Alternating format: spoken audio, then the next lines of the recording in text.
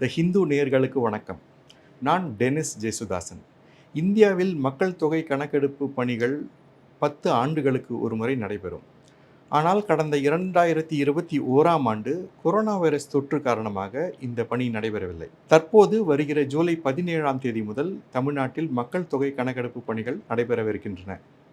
நம்முடன் இன்று இணைந்திருப்பவர் தமிழ்நாட்டிற்கான மக்கள் தொகை கணக்கெடுப்பு பணிகளுக்கான இயக்குனர் திரு மு. சுந்தரேஷ் பாபு, இந்திய ஆட்சிப்பணி அவர்கள்.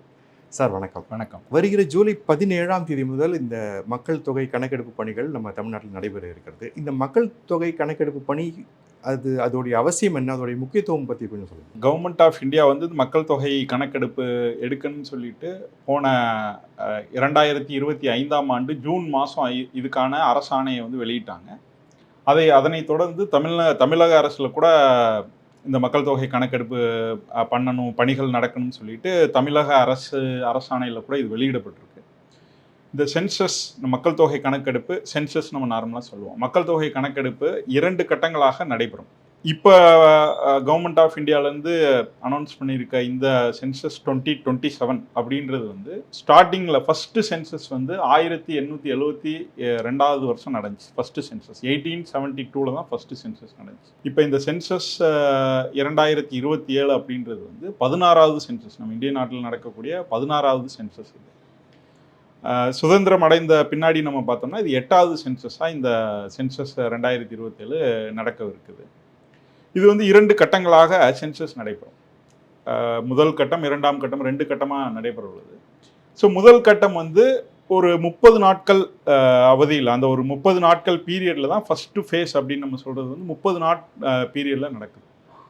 இந்த பீரியட் தமிழ்நாட்டில் வந்து தமிழ்நாட்டு கவர்மெண்ட் கூட கன்சல்ட் பண்ணி இந்த பீரியட் வந்து ஃபஸ்ட்டு ஃபேஸ் சென்சஸ்க்கு ஆகஸ்ட் 1 ஆகஸ்ட் 30 வரைக்கும் டைம் பீரியட் ஃபிக்ஸ் பண்ணியிருக்கிறாங்க. இது வந்து அரசாணையில் கூட வெளியிட்டாச்சு. இந்த நோட்டிஃபிகேஷன் கெசட்டில் பப்ளிஷ் ஆயிடுச்சு. இந்த 30 நாளைக்கு இம்மிடியேட்டாக முன்னாடி, இதுக்கு அப்படியே முன்னாடி ஒரு 15 நாளில் வந்து செல்ஃப் எனுமரேஷன், சுய விவரப்பதிவு இல்லாட்டி சுய கணக்கெடுப்பு அப்படின்னு நம்ம சொல்லுவோம். அந்த செல்ஃப் எனுமரேஷனுக்கான அந்த 15 days விண்டோ பீரியடு இதுக்கு முன்னாடி இருக்குது. அதனால் தமிழ்நாட்டை பொறுத்தளவில் ஃபஸ்ட்டு ஃபேஸ் ஆஃப் சென்சஸ் வீட்டு பட்டியல் மற்றும் வீடுகள் கணக்கெடுப்பு, house listing and housing census, இது வந்து ஜூலை 17ஆம் தேதி சுய கணக்கெடுப்பு அல்லது சுய விவர பதிவு இதன் மூலம் தொடங்கி ஆகஸ்ட் 1ஆம் தேதியிலிருந்து ஆகஸ்ட் 30ஆம் தேதி வரைக்கும் களப்பணி நடைபெற உள்ளது, ஃபீல்டு ஆக்டிவிட்டி நடைபெற உள்ளது. இந்த பீரியடில் பண்ணணும்னு சொல்லிட்டு கவர்மெண்ட் நோட்டிஃபை பண்ணியிருக்கிறாங்க. மெயினாக இந்த மக்கள் தொகை கணக்கெடுப்பு இந்த ஒரு பணிகள் மூலிமா நம்ம சேகரிக்கக்கூடிய தகவல்கள், ஸோ நாட்டினுடைய வளர்ச்சிக்கான திட்டமிடலுக்கு மெயினாக நம்ம இதை வந்து பயன்படுத்துகிறோம். ஸோ அந்த ஒரு பாயிண்ட் ஆஃப் வியூலேருந்து இது முக்கியத்துவம் வாய்ந்ததாக கருதப்படுது.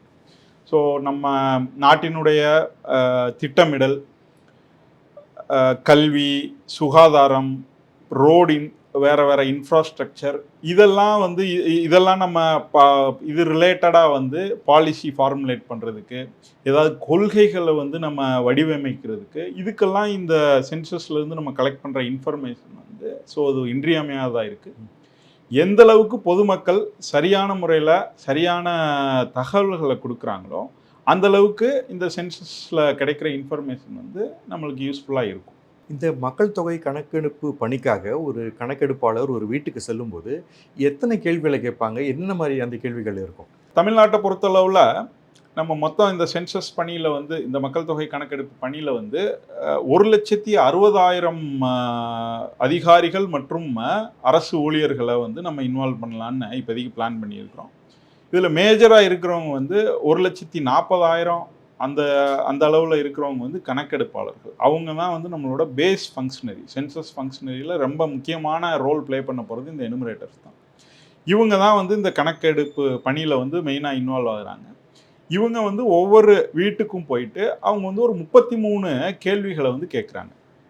ஸோ நம்ம நிலத்தின் மேலே உள்ள எல்லா ஸ்ட்ரக்சர்ஸ், எல்லா பில்டிங்ஸையும் இவங்க விசிட் பண்ணுவாங்க. எல்லா பில்டிங்ஸ்னால் அது ஸ்கூலாக இருக்கலாம், வீடாக இருக்கலாம், ஹாஸ்டலாக இருக்கலாம், ஹாஸ்பிட்டலாக இருக்கலாம், இண்டஸ்ட்ரியாக இருக்கலாம். இந்த மாதிரி நிலத்தின் கிரவுண்டு மேலே இருக்கிற எல்லா ஸ்ட்ரக்சர்ஸையும் விசிட் பண்ணுவாங்க. எங்கெல்லாம் வந்து மக்கள் வசிக்கிறாங்களோ அங்கே வந்து டீட்டெயில்டாக இந்த 33 கொஷின்ஸ், நான் அது என்ன கொஷின்ஸ்னு அடுத்து நான் எக்ஸ்பிளைன் பண்ணுறேன். இந்த 33 கொஷின்ஸை கேட்பாங்க. மிச்ச பில்டிங்ஸ் எல்லாம் அதை வந்து கவுண்ட் மட்டும் பண்ணிக்கிடுவாங்க. ஏன்னா நம்ம லாஸ்ட்டாக டேட்டா கொடுக்குறப்ப எத்தனை ஹாஸ்பிட்டல் இருக்குது, எத்தனை ஸ்கூல் இருக்குது, எத்தனை ஹாஸ்டல் இருக்குது, இந்த டேட்டா கூட நம்ம பப்ளிஷ் பண்ண போகிறோம். எங்கெல்லாம் மக்கள் வசிக்கிறாங்களோ அங்கே வந்து 33 கொஷின்ஸ் கேட்பாங்க. அதில் வந்து முதல்ல வந்து அந்த அந்த வீட்டினுடைய தலைவர், அவங்களோட பேர் என்ன, தலைவனோ தலைவியோ, தலைவர்னு நம்ம வச்சுக்கலாம், அவங்களோட பேர் என்னன்னு கேட்பாங்க. அவங்களோட ஜெண்டர், பாலினம் என்னன்னு கேட்பாங்க. அதுக்கப்புறம் அந்த வீட்டை பற்றின தகவல்கள் தான் நிறையா வந்து அங்கே சேகரிக்க போகிறாங்க. அவங்களோட வீட்டினுடைய கூரை, அது சிமெண்ட்னால் ஆகப்பட்டதா, கான்க்ரீட்டா, இல்லை வேறு ஏதாவது மெட்டீரியல்னால் ஆனதா அப்படின்னு கேட்பாங்க. சுவரெல்லாம் எந்த மெட்டீரியலில் பண்ணி கட்டியிருக்கிறாங்க, ஃப்ளோரிங் என்ன ஃப்ளோரிங் இருக்குது, மண் தரை இருக்கா, சிமெண்ட் தரை இருக்கா, டைல்ஸ் போட்டிருக்காங்களா, இந்த மாதிரி கொஸ்டின்ஸ் எல்லாம் கேட்பாங்க. ஸோ குடிநீர் வசதி இருக்கான்னு கேட்பாங்க, கழிப்பறை வசதி இருக்கான்னு கேட்பாங்க. அப்புறம் அந்த வீட்டில் வந்து எத்தனை அறைகள் இருக்குது அதையும் கூட கேட்பாங்க. பொதுவாக அந்த வீட்டில் வந்து எத்தனை நபர்கள் வசிக்கிறாங்க அப்படின்ற ஒரு தகவல் கூட கேட்பாங்க. எத்தனை ரூம்ஸ் இருக்குன்னு கேட்பாங்க, கிச்சன் ஃபெசிலிட்டி, சமையலறை இருக்கான்னு கேட்பாங்க, கேஸ் ஃபெசிலிட்டி இருக்கா, அது எல்பிஜியாக இருக்கலாம் இல்லை பிஎன்ஜியாக இருக்கலாம், அந்த ஃபெசிலிட்டி பற்றி கேட்பாங்க. அப்புறம் அந்த வீட்டில் இருக்கிற வஸ்துக்கள், நம்ம TV, radio, mobile, computer, laptop, 2 wheeler, 4 wheeler, இந்த மாதிரி தகவல்களை கூட அதில் வந்து சேகரிப்பாங்க. ஸோ பொதுவாக நம்ம ஓவராலாக சொல்லணும்னா அந்த வீட்டில் வந்து என்னென்ன வசதிகள் இருக்குது அவங்களுக்கு அப்படின்ற தகவல்களை தான் இந்த ஃபஸ்ட்டு ஃபேஸ் மூலியமா வந்து நம்ம சேகரிக்க போகிறோம். கணக்கெடுப்பாளர்கள், என்யூமரேட்டர்ஸ், இந்த 33 கேள்விகளுக்கு பிறகு வேறு எதுவும் ஆவணங்கள் எதுவும் கேட்பாங்களா? அதாவது ஐடி கார்டு அந்த மாதிரி எதுவும் கேட்பாங்களா? நம்ம அந்த சென்சஸ் பணியை பொறுத்தளவில் நம்ம எந்த ஒரு ஐடி கார்டோ இல்லை வேறு ஏதாவது டாக்குமெண்ட் வெரிஃபிகேஷன் அந்த மாதிரி நம்ம எதுவுமே கேட்க போகிறதில்ல. நம்ம வந்து இந்த 33 கொஷின்ஸை கேட்குறோம். ஸோ மக்கள் வந்து அவங்களுக்கு அந்த அதுக்குண்டான தகவல்கள், அந்த இன்ஃபர்மேஷன் வந்து அவங்க சரியான இன்ஃபர்மேஷனாக நமக்கு அவங்க கொடுத்தாலே அது போதுமானது. நம்ம வேறு டாக்குமெண்ட் வெரிஃபிகேஷனோ இல்லை வேறு தரவுகள் நீங்கள் வேறு இது மாதிரி கொடுங்க, ஒரு ஐடி கொடுங்க, அந்த மாதிரிலாம் நம்ம எதுவும் கேட்க மாட்டோம். இந்த 33 கேள்விகளில் ஒரு கேள்வி, குடும்பத் தலைவரோட மொபைல் ஃபோன் நம்பர் வந்து நம்ம கேட்குறோம். அது அவங்க ஒருவேளை தர மறுத்தாலோ இல்லை வந்து அதுக்கு அவங்க ஒரு தயக்கம் காட்டினாலோ அது நம்ம என்ன பண்ணுற? இந்த மொபைல் நம்பர் இருக்கிறது அது ஒரு கேள்வியாக இதில் இடம்பெற்றிருக்கு. ஆனால் வந்து மக்கள் அந்த மொபைல் நம்பரை கட்டாயம் கொடுக்கணுன்ற அவசியம் இல்லை. அது வந்து ஆப்ஷனலாக தான் நம்ம வச்சுருக்கிறோம். நம்ம மொபைல் நம்பர் கொடுங்கன்னு கேட்டு பார்ப்போம். அவங்க கொடுத்தா அதை நோட் பண்ணிக்கிடுவாங்க கணக்கெடுப்பாளர்கள். இல்லைனாலும் நம்ம வந்து ஃபோர்ஸ் பண்ணி நீங்கள் கொடுத்தே ஆகணும்னு நம்ம கேட்க மாட்டோம். இது ஜஸ்ட் இந்த மொபைல் நம்பர் எதுக்கு கேட்குறாங்கன்னா, செகண்ட் ஃபேஸில் சென்சஸ் ரிலேட்டடான ஏதாவது அலர்ட்ஸ் அனுப்பணும், ஏதாவது மெசேஜ் அனுப்பணும். ஸோ இந்த டயத்தில் வந்து மேபி சென்சஸ் நடக்குது, இந்த மாதிரி ஏதாவது ஒரு நோட்டிஃபிகேஷன் அலர்ட்ஸ் ஏதாவது பண்ணணும்னா கவர்மெண்ட்டு, அதுவும் இந்த சென்சஸ் பர்பஸுக்காண்டி மட்டுமே நம்ம இதை கேட்குறோம். வேறு எங்கேயும் இதை நம்ம ஷேர் பண்ண போகிறதில்ல. அது கூடுதலாக வந்து மக்களுக்கு இது வந்து ஆப்ஷனல் தான். அது வந்து கட்டாயமாக அவங்க கொடுத்தாகணுன்ற கட்டாயம் கிடையாது. இது வந்து ஆப்ஷனல். அவங்க விருப்பம்னா அவங்க ஷேர் பண்ணலாம், இல்லைனாலும் அதை வந்து இன்சிஸ்ட் பண்ண மாட்டாங்க கணக்கெடுப்பாளர்கள். இந்த என்யூமரேட்டர்ஸ் ஒரு வீட்டுக்கு போகும்போது அந்த குடும்பம், நாங்கள் வந்து வேறு ஒரு மாநிலத்தில் ஏற்கனவே எங்களை கணக்கு எடுத்துட்டாங்க அப்படின்னோ, இல்லைனா நாங்கள் இன்னும் கூடிய சீக்கிரத்தில் இந்த இடத்த விட்டு வேற ஒரு மாநிலத்துக்கு போக போகிறோம் அப்படின்னு சொன்னாலோ அவங்கள நம்ம கணக்கு எடுப்போமா, இல்லை அவங்கள வந்து கணக்கு எடுக்காமல் அவர்கள் விடுபட்டு விடுவார்களா? இப்போ கணக்கெடுப்பாளர்கள் அந்த வீட்டுக்கு போகிறப்ப அங்கே இருக்கிறவங்க வந்து நாங்கள் ஆல்ரெடி வேறு இடத்துல எங்களை கணக்கு எடுத்துட்டாங்க அப்படின்னா இவங்க எடுக்க மாட்டாங்க. ஏன்னா ஒரு பக்கம் கணக்கு எடுக்கிறது தான் சரியான ஒரு இதாக இருக்கும். ஸோ வேறு இடத்துல ஆல்ரெடி அவங்கள கவுண்ட் பண்ணிட்டாங்க இல்லை கணக்கு எடுத்துட்டாங்கன்னா இங்கே எடுத்துக்கிற மாட்டாங்க.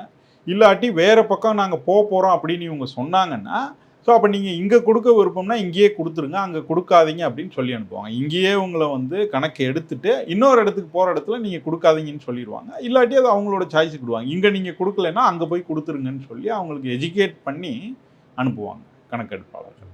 ஒரு என்யூமரேட்டர் ஒரு வீட்டுக்கு வரும்போது அந்த வீடு பூட்டி இருந்தாலோ இல்லை அங்கே ஆள் இல்லாமல் இருந்தாலோ அவர்களை, அந்த குடும்பத்தை நம்ம எப்படி கணக்கெடுப்போம்? இப்போ ஒரு எனுமரேட்டர் வந்து அவங்களோட ஏரியா, ஒவ்வொரு எனுமரேட்டருக்கும் 200 வீடுகள், நம்ம ஒரு அப்ராக்சிமேட்டாக 200 வீடுகளில் கணக்கெடுப்பு பணி வந்து நம்ம கொடுக்க போகிறோம்னு ஆல்ரெடி சொல்லியிருக்கிறோம். ஸோ அந்த போயிருந்தப்போ ஒரு வீடு வந்து பூட்டி இருக்கு, அங்கே வந்து மக்கள் யாரும் நம்மளுக்கு போகிறப்ப யாரும் கிடைக்கல, யாரும் இல்லை அப்படின்ற பட்சத்தில் அந்த எனுமரேட்டர் வந்து 30 நாட்கள் அவங்க ஏரியாவில் தான் இருப்பாங்க.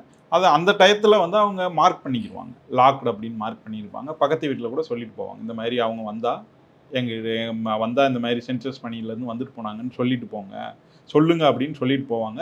திரும்பவும் விசிட் பண்ணுவாங்க. எந்தெந்த வீடுகள்லாம் இந்த மாதிரி லாக்கடாக இருக்கும், ஆள் இல்லையோ அதெல்லாம் குறித்து வச்சுக்கிட்டு அந்த 30 நாட்களில் ஒரு எக்ஸ்ட்ரா இன்னொரு டைம் ஒரு 2-3 டைம் வந்து விசிட் பண்ணி முடிஞ்ச அளவுக்கு வந்து அவங்ககிட்டையும் தகவல் சேகரிக்கிறதுக்கு அவங்க முயற்சி பண்ணுவாங்க. சரி, எங்களுக்காக நேரம் ஒதுக்கி முக்கியமான மக்கள் தொகை கணக்கெடுப்பு பணி சம்பந்தமான அனைத்து தகவல்களையும் எங்களுக்கு தந்து எங்களது பல சந்தேகங்களை தீர்த்து வச்சிருக்கேன். உங்களுக்கு நன்றி. நன்றி.